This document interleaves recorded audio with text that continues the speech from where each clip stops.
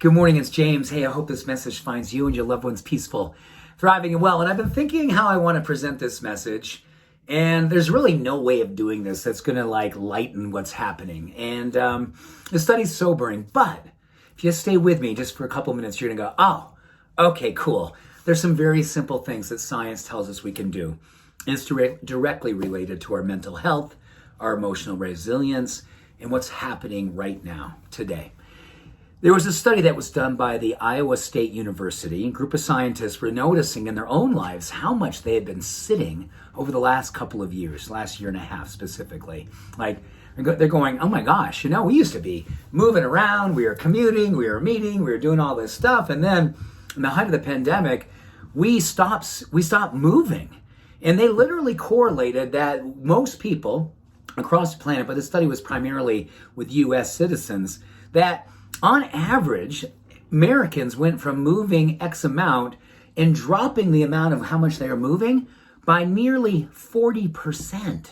We stopped moving nearly 40% of our day because we were tethered to Zoom calls, we're tethered to meetings online, and we're not commuting. Lots of us weren't commuting. Some of us are still not commuting. Life hasn't yet moved into the next evolution. Many of us are still in all of these experiences. Many of us are still sitting. So what they basically did, they were doing research correlating to how much we are sitting and its relationship to depression and anxiety. In fact, this is interesting because several years ago, a study was done that talked about people who are already sedentary and sedentary for years. They just weren't people who did a lot of moving. They weren't exercisers. They were, people who just had a pretty sedentary lifestyle. And they directly correlated it with people in the relationship to mortality. It literally shortened their life. The amount of you sat correlated with how short your life was going to be. But this was done on people who are normally fairly active.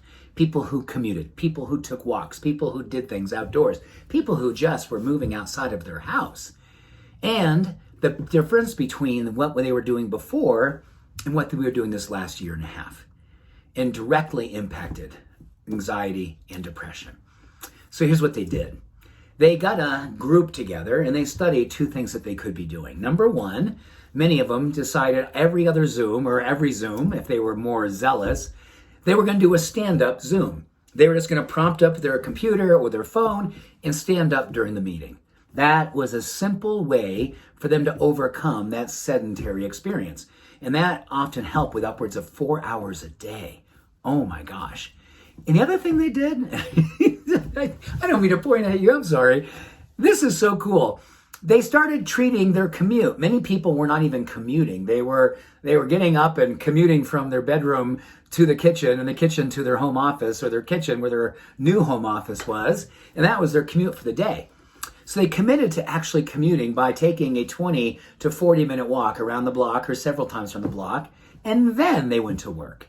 They saw mental health improve. This was done on a very large scale. It wasn't just this group of scientists. They actually got a lot of other people around the country to participate.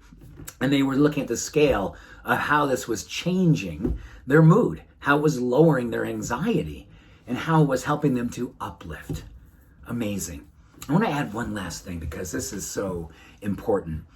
When we're indoors and we have our face in a screen, it definitely gets in the way of our serotonin production. Serotonin by day, melatonin by night. Many of us still working at the nighttime hours, having our faces in our computer and our phones and what have you, and that also disrupts melatonin. So this, getting away of our sleep, contributes to our fatigue in the day, our lack of energy, our lack of zeal, our lack of all these different things. So what I really encourage my patients to do, and I want to encourage you to do, every hour upon the hour, if not every 45 minutes, just step outdoors. Get yourself into the fresh air. Take a look at the sky. Get some sun. Do whatever you can do to let natural light come in to your being. Because it's so powerful what that does for our mood. It's so powerful what it does for our neurochemistry, for our brain, for our mind, for our physiology. And it's one of those things that when you follow through, and it's so simple to do, it helps to uplift our self-esteem and our self-confidence. We're living in a challenging time, still. We're still in it. And this is an opportunity for us to be proactively moving and saying, oh my gosh, didn't realize I've been sitting so much more lately. I didn't notice I've been feeling more depressed and more anxious. I'm going to do something. I'm going to stand up. I'm going to move. I'm going to follow Jack LaLanne's beautiful mantra. All motion creates positive emotion. And I'm going to do what I have to do to create a life that resembles and then outpictures what I'm here to be. So with that, much love, every blessing. Please take good care. Bye for now.